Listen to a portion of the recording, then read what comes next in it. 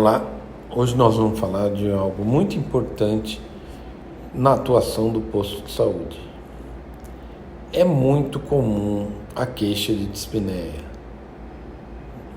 Muitos pacientes colocarão para vocês o quadro de dispneia e vão pedir uma ajuda, uma explicação de qual seria o diagnóstico e qual seria o tratamento.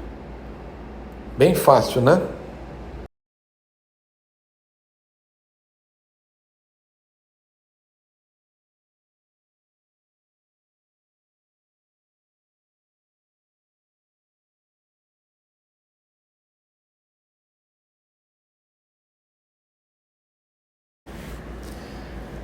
Pois bem, estas são as causas de dispneia que podem aparecer no posto de saúde. Muitas doenças podem dar dispneia. É muito difícil, às vezes, diferenciar uma dispneia de origem cardíaca de qualquer outra origem. Não é tão clássico assim, porque a manifestação pode ser confundida com várias doenças.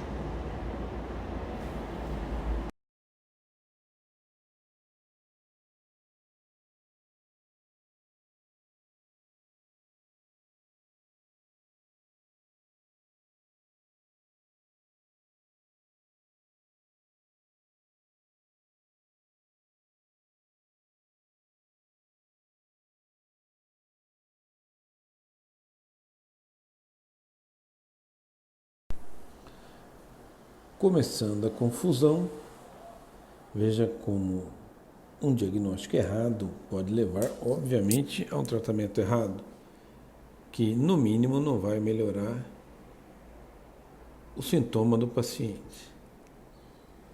Ou pode levar, o que é muito comum no Brasil, infelizmente, ao uso indiscriminado de exames diagnósticos, certo?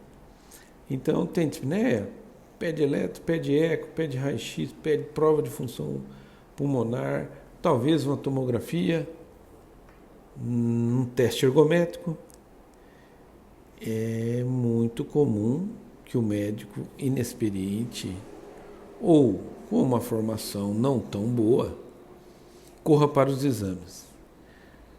Mas às vezes uma simples conversa com o paciente pode ajudar muito.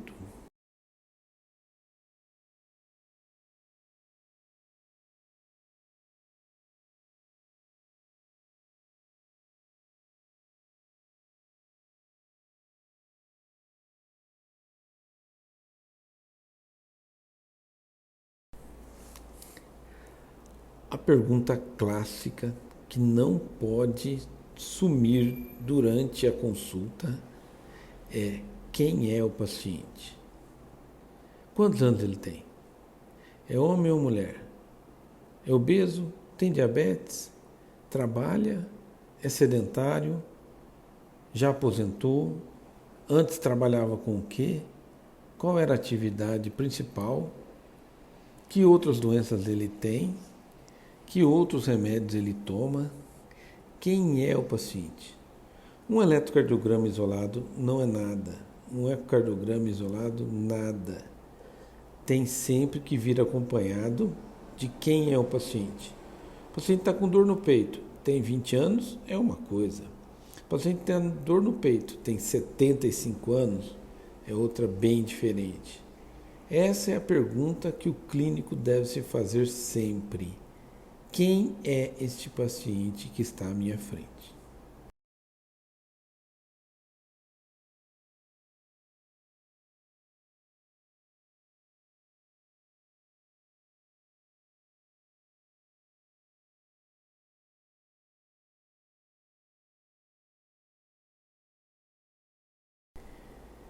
Quem é o paciente? Qual o sexo? Qual a idade? Quais as comorbidades? Os sintomas são típicos, classicamente definidos? Qual a duração? Já fez tratamento? Qual foi a resposta ao tratamento? O máximo que você puder descobrir e o paciente geralmente quer contar. O mais comum é o paciente querer contar e o médico não ter tempo ou não estar disposto a ouvir. Isso é um desperdício de tempo, porque às vezes o paciente te dá o diagnóstico em 30 segundos. Não precisa de você passar 2 meses investigando.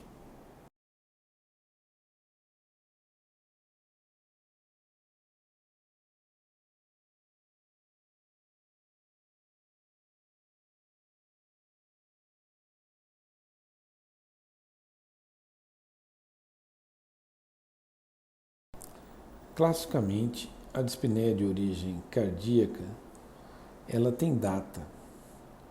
O paciente não vai falar, eu tenho falta de ar quando anda há 10 anos, há 20 anos. O mais comum é que ele diga, há 3 meses comecei a ter essa falta de ar quando andava o trajeto normal. Ou trabalhando, há 2 meses comecei a ter falta de ar. E é bem comum que essa falta de ar seja progressiva.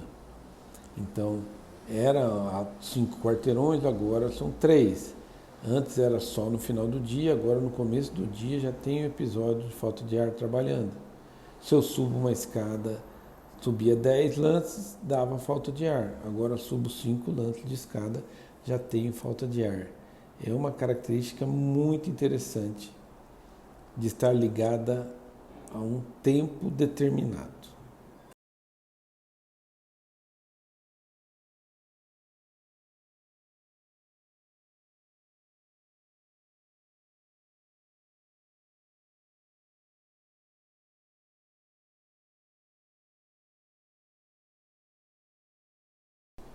A dispneia aos esforços precisa ser bem discriminada. Tem que ser objetivamente perguntada. Quando aparece? Ando 3 quarteirões, tenho a falta de ar. Aí o que o senhor faz para melhorar? Paro. Espera quanto tempo para ela voltar, melhorar e voltar a caminhar? 2, 3 minutos? 10 minutos? É típico da dispneia de origem cardiovascular melhorar rapidamente, pois o paciente interrompe o retorno venoso que vem da bomba muscular e ajuda muito a diminuir a congestão. Então, a dispneia de origem cardiovascular classicamente melhora logo e o paciente volta a caminhar para concluir o trajeto.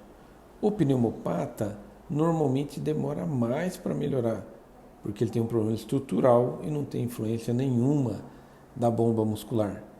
Então, classicamente, o cardiopata melhora logo e termina o trajeto.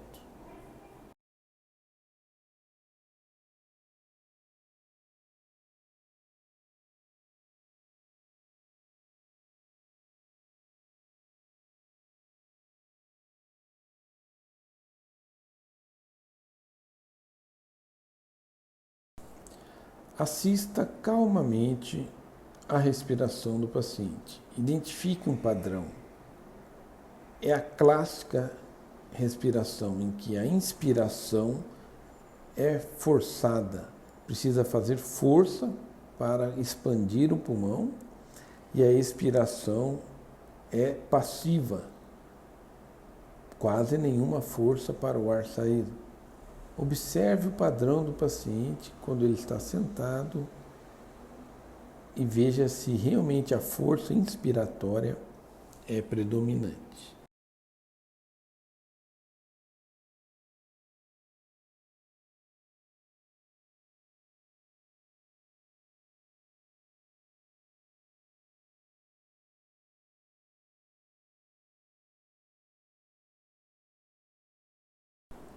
Agora sim, você está convencido de que é uma dispneia de origem cardíaca.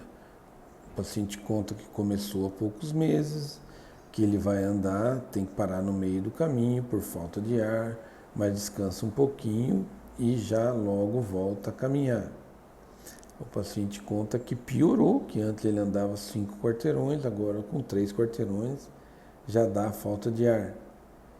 Essa dispneia, ele observando o paciente respirar, você vê que mesmo ao repouso, ele tem um padrão de respirar mais forte, inspiração mais forte. e a expiração normalmente não tem um componente importante. O paciente está ali na sua frente e você consegue colocar todos esses dados no papel.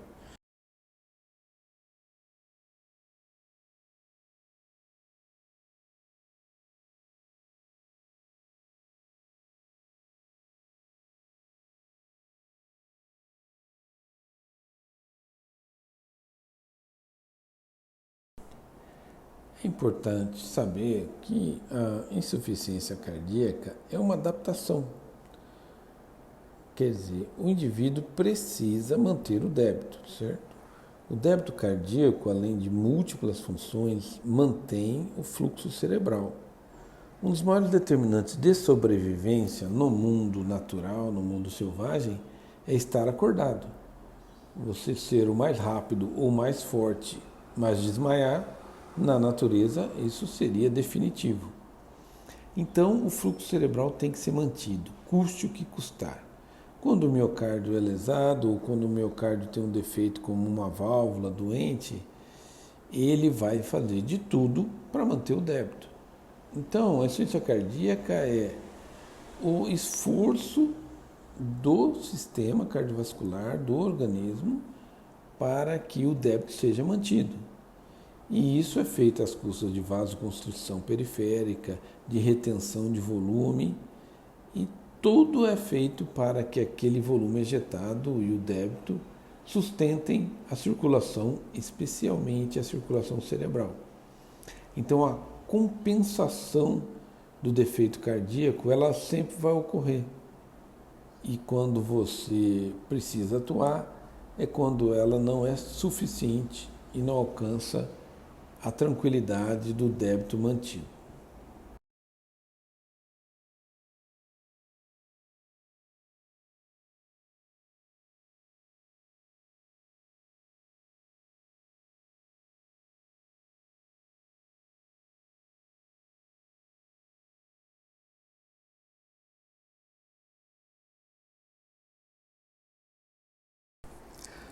Os critérios de Framingham ajudam muito para estabelecer um diagnóstico. É importante usá-los. Então veja como tem critérios maiores, por exemplo, a dispneia paroxística noturna, a distensão das veias do pescoço, como a estase jugular, estertoração crepitante no pulmão, cardiomegalia, o edema pulmonar e a ausculta de B3 ou de galope. Quando você constata, por exemplo, uma pressão venosa aumentada, que pode ser medida, ou o refluxo hepatojugular. Então você precisa ter um maior e dois menores. Quais são os menores? Edema de membros inferiores, que é muito inespecífico, tosse noturna, a própria dispneia de esforço, que vocês viram pode estar em outras doenças, aumento do volume hepático, derrame pleural, capacidade vital no exame objetivo diminuída pulmonar ou atacardia. Os menores podem ser encontrados em múltiplas doenças, por isso o peso é menor, tem que ter pelo menos 2. Os maiores já são mais indicativos de doença cardíaca.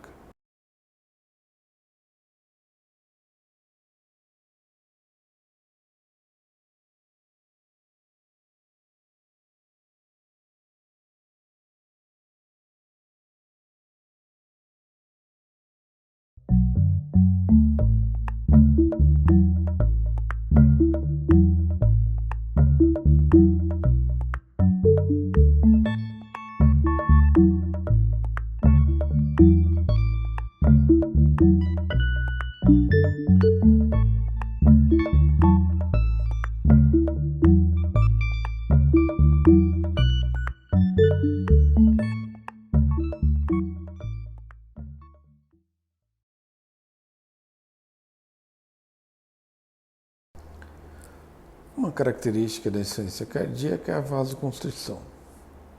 Ela vai ocorrer no território arterial e leva a uma resistência periférica aumentada, ajudando no componente da pressão sistêmica. Então a resistência periférica é um grande marcador de como está aquela insuficiência cardíaca, pois a vasoconstrição é um marcador de que o tônus simpático está elevado e existe um esforço maior para manter o débito. A vasodilatação facilita o trabalho de esvaziamento do ventrículo esquerdo, diminuindo a pós-carga e melhorando o débito. Também a vasodilatação no sistema venoso aumenta a complacência do sistema venoso e um volume maior é acomodado ali sem chegar diretamente no retorno venoso e aumentar a pressão no capilar pulmonar. Então é importante entender que a vasodilatação vai ajudar no território arterial, na pós-carga e no território venoso na pré-carga. 25% do sangue fica no território arterial, mas 75% fica no território venoso. Então, pequenos aumentos na dilatação das veias acomodam um grande volume.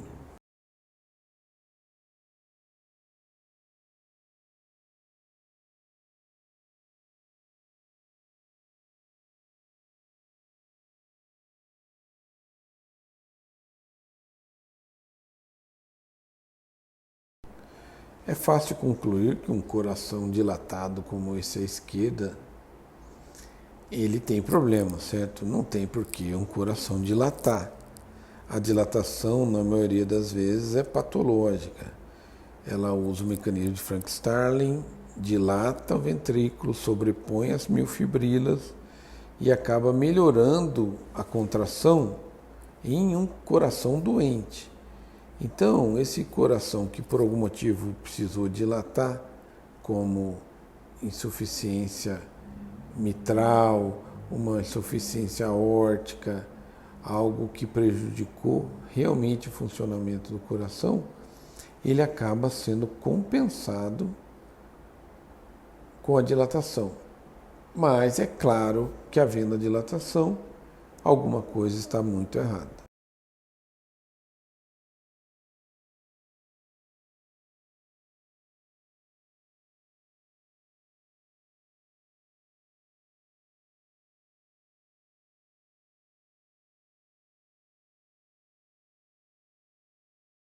Então, quando você consegue definir que o coração aumentou, está dilatado, você tem um forte indicativo de causa cardíaca para a dispneia. Uma das formas mais fáceis de constatar isso é a palpação do ictus. Se ele está globoso, tem 2, 3 polpas, deslocado. Dilatação é disfunção. Constatar a dilatação é constatar o problema cardíaco e provável causa da dispneia.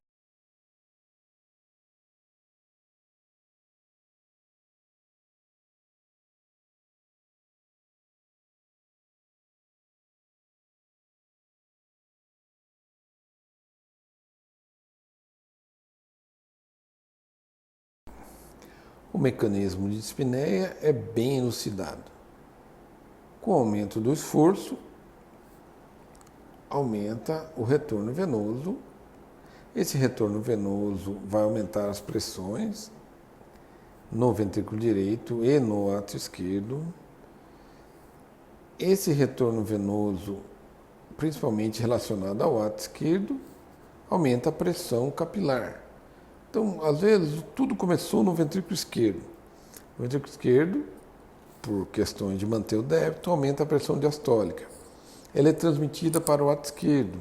A pressão do átrio esquerdo elevada é transmitida para o capilar pulmonar. Às vezes fica no limite entre o edema pulmonar e a estabilidade.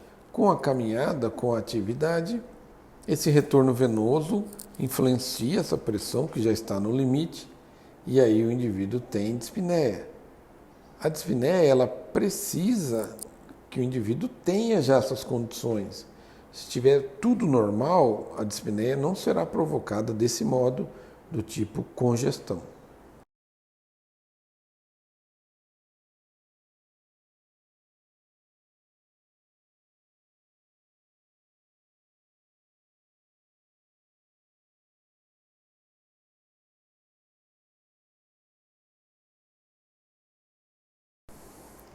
A congestão é muito ruim para a troca de gases.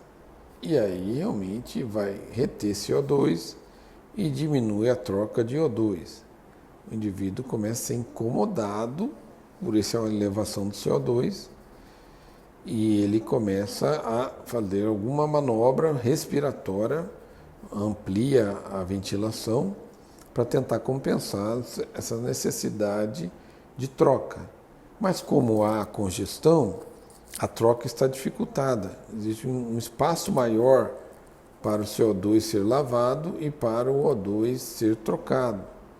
Então, não tem como melhorar. Ele vai caminhando e vai piorando.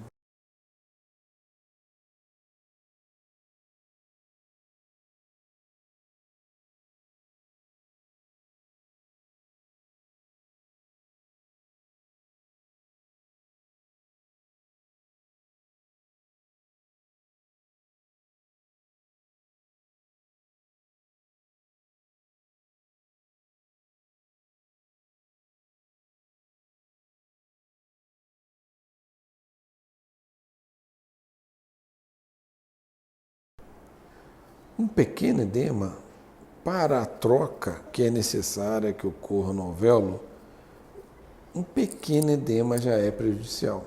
A distância maior, a difusão, a dificuldade já é suficiente para piorar a troca. Mas ocorre do edema ser suficiente até para colapsar o alvéolo. E aí o alvéolo colapsado não vai fazer troca alguma.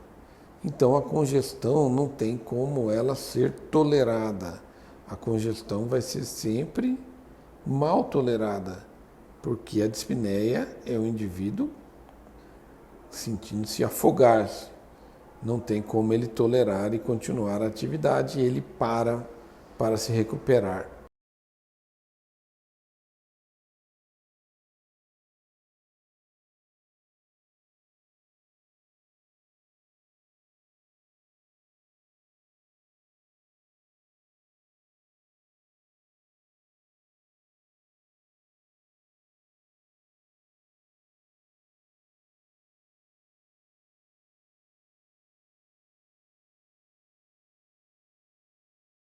Um sintoma que pode ser bastante clássico é a dispneia paroxística noturna. Mas é importante tirar uma boa história e ver se trata realmente de dispneia paroxística noturna. Nós tínhamos um paciente no posto de saúde Santa Mônica que ele contava para o aluno que acordava com falta de ar várias vezes à noite. Aí nós fomos conversar com ele e eu perguntei quantas vezes? Mais de 20. E era um indivíduo obeso, bastante obesidade visceral, e ficou claro só por essa informação que não se tratava de dispneia paroxística noturna, que normalmente são poucos episódios, e se tratava de apneia do sono, que frequentemente são muitos episódios.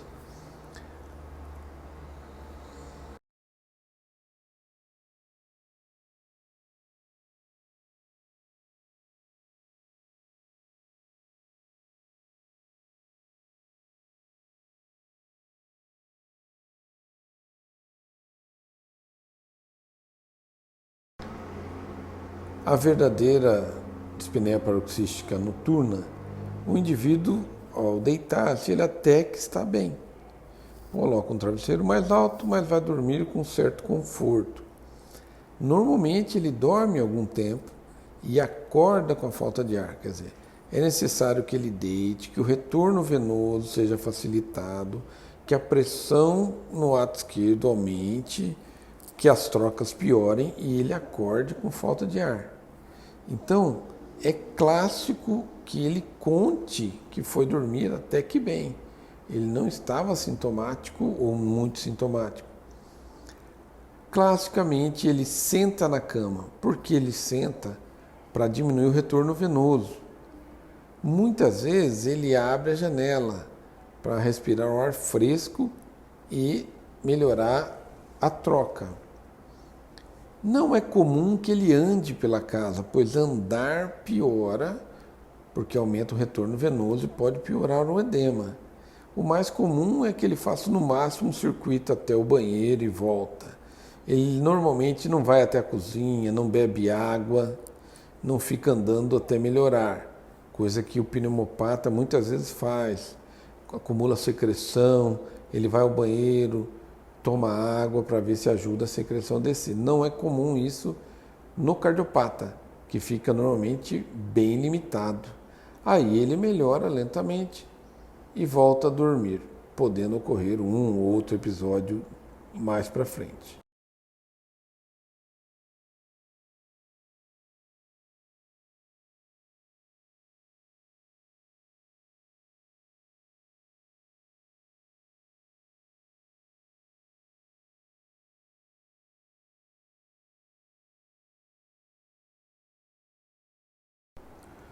Procure então na história ou no exame físico sinais de que o retorno venoso é o responsável pelo sintoma. Veja se consegue colocar o retorno venoso como um causador do sintoma mais exuberante. Então é importante examinar o paciente, é importante saber a relação dele com o decúbito, é importante constatar estágio jugular, fígado aumentado, tem que procurar sinais de que existe congestão.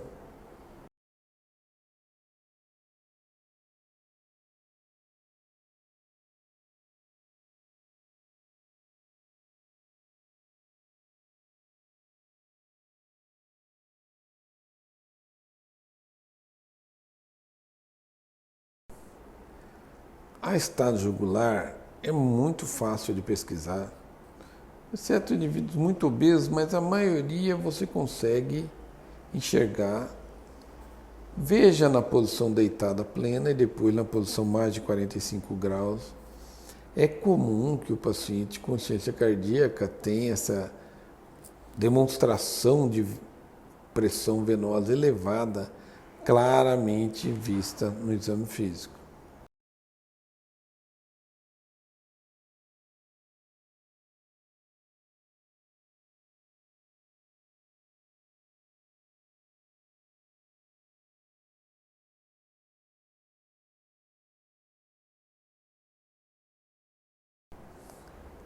É simplesmente a transmissão da pressão no ato direito que é transmitida para a rede venosa e a pressão na jugular fica muito elevada. E como ela é superficial, ela expande a pele.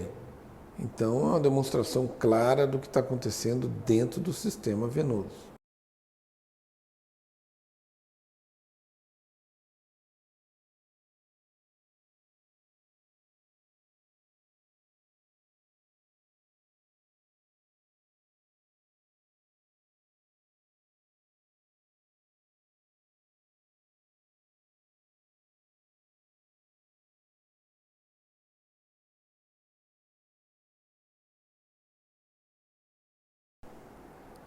Então use a história do paciente, o exame físico, se apegue aos critérios maiores, que são mais específicos, e muito cuidado nos critérios menores para fechar o diagnóstico de dispneia de origem cardíaca ou insuficiência cardíaca.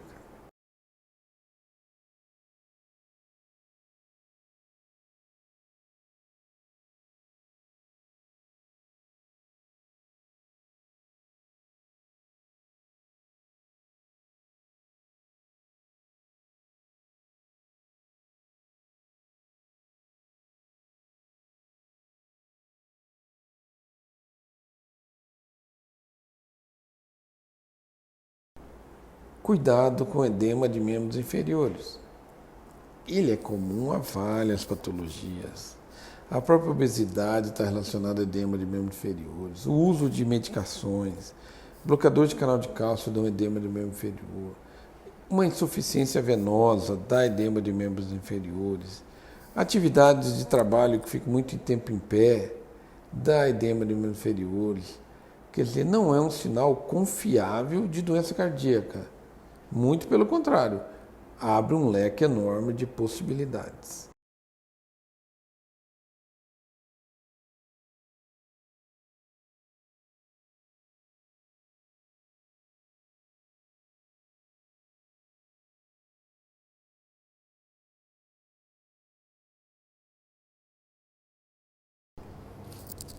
Muito importante verificar se o paciente tem angina ou se ele tem uma história pregressa de infarto. É claro que uma história de infarto, uma história de angina, vai colocar o diagnóstico de insuficiência cardíaca ou dispneia na cota do coração.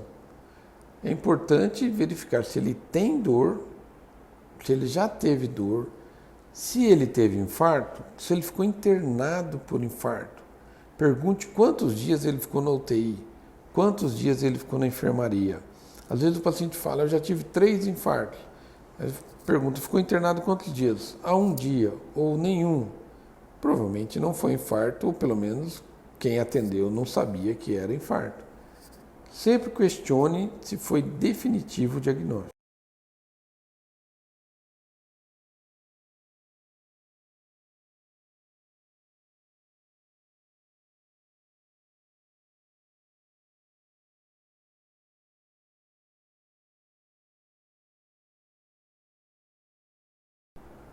Uma boa caracterização da dor precordial é fundamental.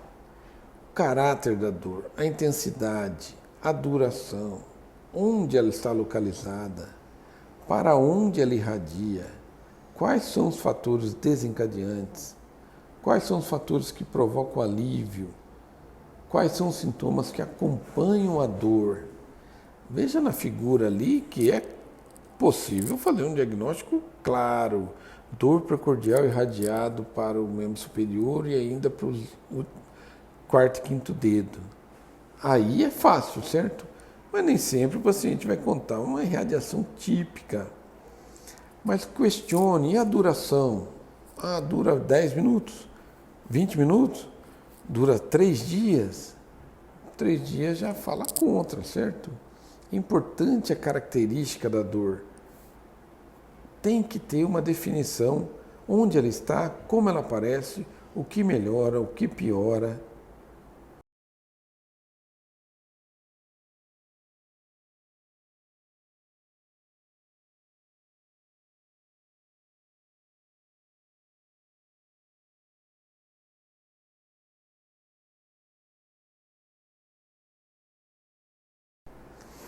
Apesar da dor precordial de origem cardíaca poder ser bem típica, não confie na localização para excluir. Veja nessa figura que a dor de origem cardíaca pode ser bem atípica. O que importa nessa hora é quem é o paciente. Um paciente de alto risco para infarto pode ter, como vocês viram ali, até uma dor só nas costas ou só no ombro, mas não confie nisso para descartar uma doença cardíaca. É muito mais importante quem é o paciente do que a localização da dor exata.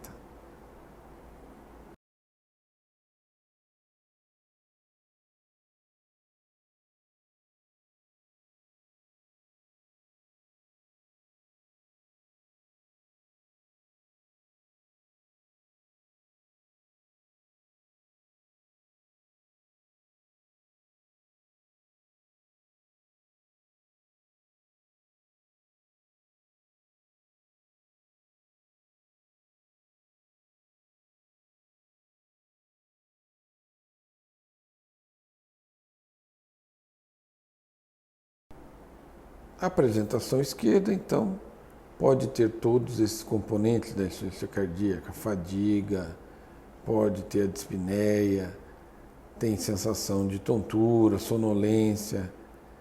Pergunte para o paciente o que mudou. Use essa informação de que geralmente a história cardíaca tem início, tem uma data de início aproximada pelo menos.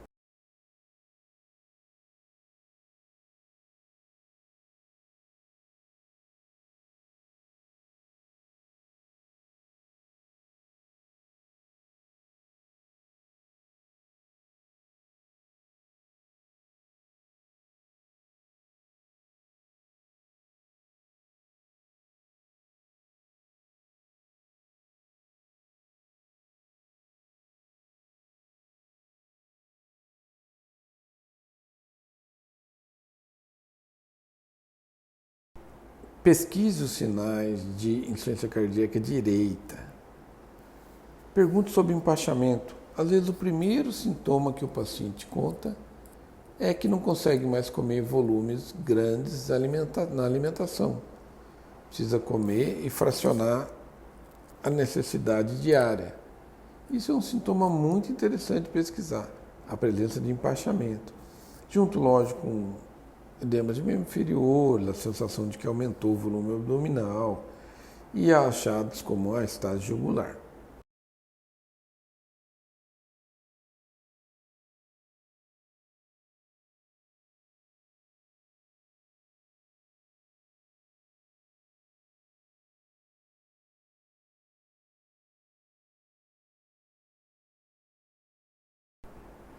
Esta classificação é obrigatória. Quem você vai encontrar no posto de saúde? É o paciente com risco para insuficiência cardíaca. Se nós não funcionarmos bem como unidade de saúde, ele vai evoluir para uma alteração anatômica já sem sintoma. E se nós continuarmos não tratando adequadamente, ele vai virar um paciente sintomático de insuficiência cardíaca. E, nesse momento, faltam recursos e ele pode evoluir para a refratária. Então, você vê o paciente no posto de saúde, nessa primeira fase inicial, é você que pode ajudá-lo a não caminhar.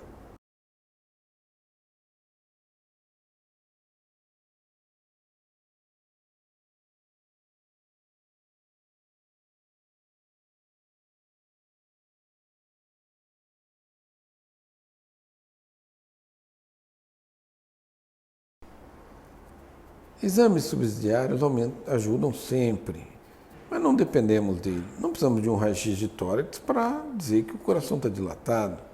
Não precisamos de um raio-x de tórax para dizer que tem congestão pulmonar no padrão respiratório, nós vemos isso. Nós podemos ver os estertores crepitantes nas bases. O raio-x de tórax ajuda, mas não é para ficar parado esperando chegar o raio-x de tórax para fazer um diagnóstico de CC.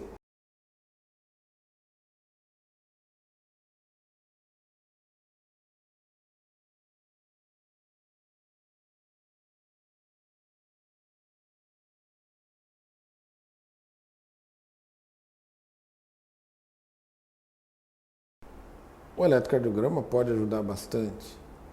O eletrocardiograma alterado é uma grande indicação de que o sintoma está relacionado ao coração ou pode estar em alta probabilidade. Mesmo quem não sabe eletro, deve saber dizer este eletrocardiograma tem alterações significativas e aí passar para alguém capaz de diagnosticá-lo. Um eletro é muito rápido, um exame de baixo custo e deve sempre constar numa avaliação em que a suspeita cardíaca existe.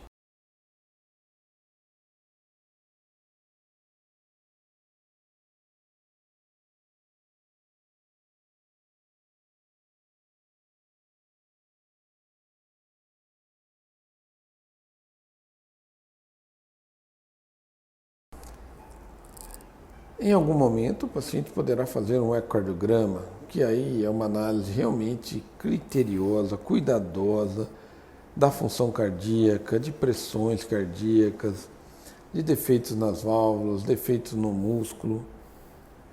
Mas não é um exame de primeira linha que você deve fazer para dizer se é um caso de insuficiência cardíaca ou não. É um exame que realmente vai ajudá-lo na condução e até no acompanhamento, mas não é indispensável para um diagnóstico inicial. Na dispneia de origem cardíaca, o que é indispensável é ouvir o paciente. O paciente quer contar o sintoma. O paciente quer te informar o que está acontecendo. É só ouvir, é só perguntar, ouvir, anotar e usar as informações que ele passou para você para fazer um raciocínio clínico. Um médico com estetoscópio e os ouvidos abertos faz 90% dos diagnósticos necessários numa rede básica. E na dispneia de origem cardíaca, ele fecha o diagnóstico apenas com a história e o exame físico.